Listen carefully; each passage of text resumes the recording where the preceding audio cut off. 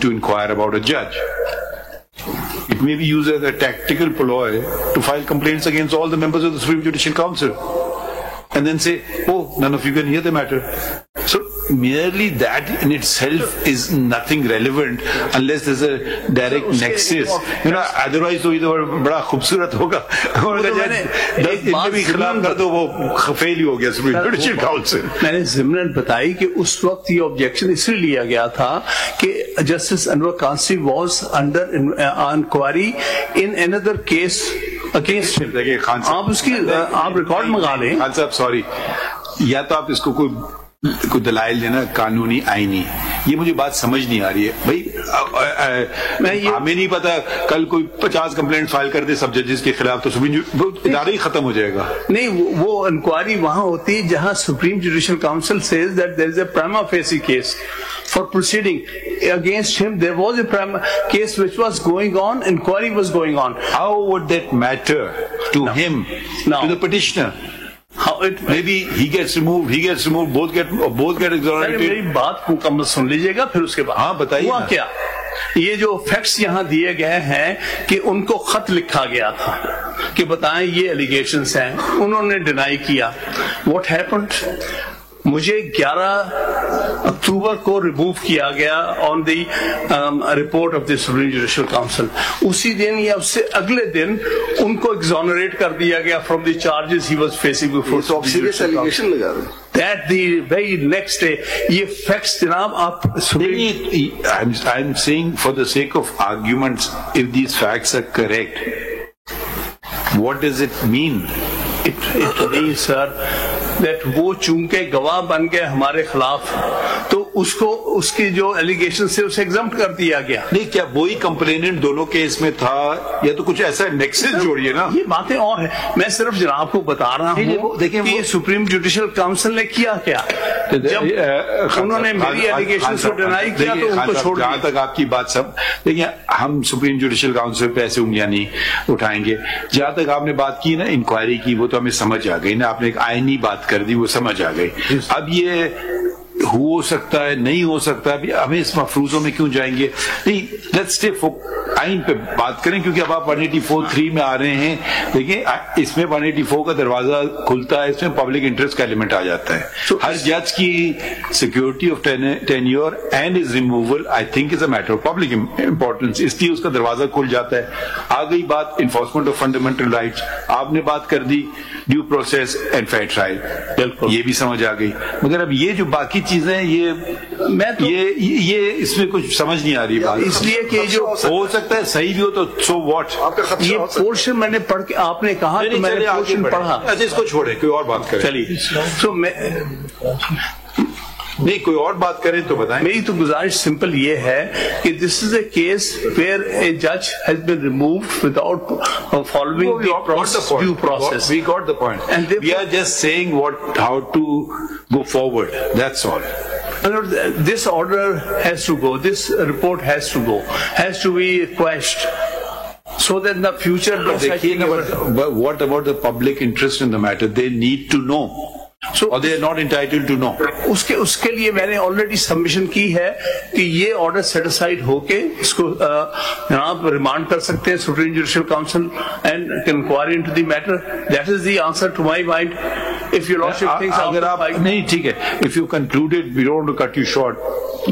Can we move on to Salah? I just saw that he's in Karachi. جی ٹھیک ہے سر, میری submission یہ ہے کہ removal without inquiry is unconstitutional and ought to be squashed. عامر صاحب, آپ اس اسپیکٹ کو تو ڈینائی نہیں کریں گے کہ جسٹس صدیقی صاحب کو ایمپل اپرچونٹی آف ہیئرنگ دی گئی تھی, کیونکہ پروسیڈنگز 2 مہینے سے زیادہ چلی ہیں اور کم سے کم 2 سے 3 ریپلائز انہوں نے جمع کرائی ہیں. میں آپ سے پوچھ رہا ہوں, حامد صاحب آپ سے پوچھ رہا ہوں. جی سر, سوری, میں یہ کہہ رہا تھا کہ آپ اس اسپیکٹ کو تو ڈینائی نہیں کریں گے کہ جسٹس صدیقی صاحب کو ایمپل اپرچونٹی آف ہیئرنگ دی گئی ہے, 2 مہینے سے زیادہ پروسیڈنگز چلی ہیں اور انہوں نے کم سے کم 3 سے 4 ریپلائز اپنی جمع کرائی ہیں. لہٰذا یہ اسپیکٹ کہنا کہ جی ان کو اپرچونٹی آف ہیئرنگ ملی ہی نہیں یا ان کو ٹائم نہیں دیا گیا, تو یہ تو کسی حد تک کے درست معلوم نہیں ہوتا ریکارڈ سے. دیکھیں اب پروسیڈنگ شروع ہوئی ہیں 23/8 کو اور कंक्लूड हुई हैं 1 अक्टूबर को, यानी कि तकरीबन 2 महीने से ज्यादा चली है प्रोसीडिंग्स। और सुन तो लीजिए, और कम से कम 2 से 3 दफा इनकी रिप्लाईज आई हैं और उनकी रिप्लाईज जितनी भी हैं वो सुप्रीम जुडिशियल काउंसिल ने कंसीडर करी हैं और सारी रिप्रोड्यूस की हैं अपने ऑर्डर के अंदर, और उसके बाद फिर इनके खिलाफ ये फैसला दिया गया है कि जनाब ये मिसकंडक्ट के मुर्तकिब थे। इसके बारे में आपका क्या कहना? जी, मैं ये कहता हूं, उन्होंने एक शो कॉज नोटिस दिया 31/7/2018, उसके जवाब में एक प्रिलिमिनरी मैंने सबमिशन की, क्योंकि 14 दिन दिए गए थे। मैंने कहा मैंने फैक्ट सारे डॉक्यूमेंट्स कलेक्ट करने हैं और मैं एडिट रिप्लाई दूंगा। फिर मैंने एडिट रिप्लाई दी, ये 2 रिप्लाईज मैंने दी। एक एप्लीकेशन मैंने और दी उसमें, जो रिकॉर्ड पर है पेज 223-24 पे, उसमें मैंने कहा कि in the first place addressing a district bar association is not a misconduct within the meaning of Article 209. But if this honorable council thinks that this is a case in which I should be proceeded against, please in that case give a public hearing to us, give it as an open court. मैंने ये application दी, जिसको कभी उसके बाद एक in camera proceedings हुई, उसमें भी मैंने ये बात रिपीट की कि अगर जनाब मजीद प्रोसीड करना चाहें, उनको तो प्रिलिमिनरी इंक्वायरी थी, वो कोई फाइनल इंक्वायरी जो है सिटिंग नहीं थी, तो मुझे आप ओपन हेयरिंग दीजिएगा।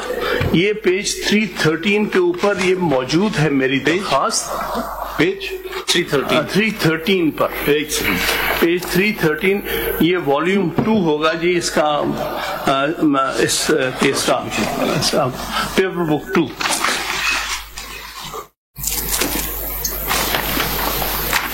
इसकी तारीख है 29/9/2018।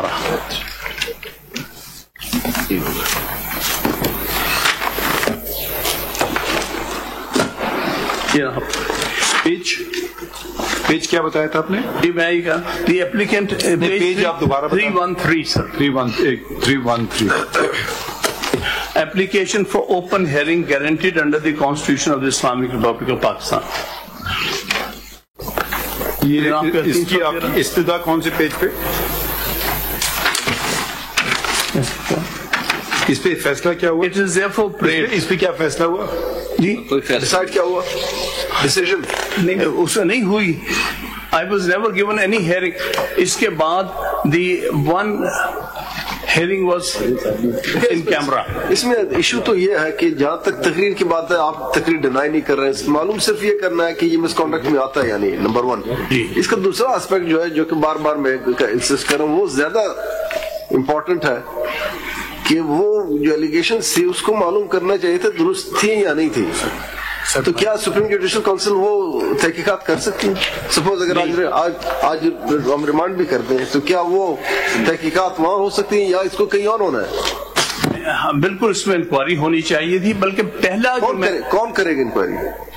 सुप्रीम जुडिशियल काउंसिल को करनी थी ना। नहीं, वो दूसरी एलिगेशन की जो इन्होंने एलिगेशन लगाई, उसके बारे में क्या कहते हैं? तो एलिगेशन ये जो कह रहे हैं, जो कोर्ट्स पे जो बाकी रिस्पोंडेंट्स पे जो एलिगेशन लगी है, क्या सुप्रीम जुडिशियल काउंसिल उस हद तक तहकीकात कर सकती है? बिल्कुल कर सकती थी, और बल्कि मैंने ओपन हेयरिंग के लिए कहा था कि आप हमें ओपन हेयरिंग दें। देखिए, शायद मैं क्लियर नहीं कर रहा हूँ। आप पे ये एलिगेशन तो नहीं है कि आप सही कह रहे हैं या गलत कह रहे हैं। आप पे एलिगेशन ये कि आपने जुडिशरी को मिलाइन किया, जो कि मिसकॉन्डक्ट में आता है। ठीक, वो तो आप मान रहे हैं कि तकरीर की सिर्फ ये देखना है कि आपकी तकरीर ज़मरे में आती है, लेकिन जो एलिगेशन है उसकी तरफ तो किसी ने तवज्जो नहीं दी कि वो एलिगेशन किस हद तक दुरुस्त है, किस हद तक गलत है। उसकी गलत है तो he should face the consequences, और अगर दुरुस्त है तो रिस्पॉन्सिबल, लेकिन सवाल ये कि कौन करेगा? लेकिन उन्होंने इंक्वायरी करनी थी ना इसमें। पहले तो मुझे स्टेटमेंट ऑफ एलिगेशंस देना था कि ये एलिगेशंस हैं इनका, इसको आप कोई स्टेटमेंट ऑफ एलिगेशन कुछ नहीं किया गया। सो गुजारिश मेरी ये, supreme judicial council very powerful body. आप जरा 210 भी पढ़ लें आइन का। یہ بالکل صحیح ہے کہ یہ ذرا دیکھیے اس کی ذرا میں نے ابھی اس کے ذرا الفاظ کا چناؤ ذرا دیکھیے. power of council to enforce attendance of persons, yes. نہیں ٹیکسٹ پڑھیے نا. For the purpose of inquiring into any matter, any matter not pertaining to, it doesn't connect with the conduct of the judge. اب یہاں widened up the scope. ذرا پڑھے آگے. sir, وہ اس سے connected نہیں ذرا چلے The پڑھتے ہیں آگے. council shall have the same power as the Supreme Court has to issue directions or orders for securing the attendance of any person or the discovery or production of any document and any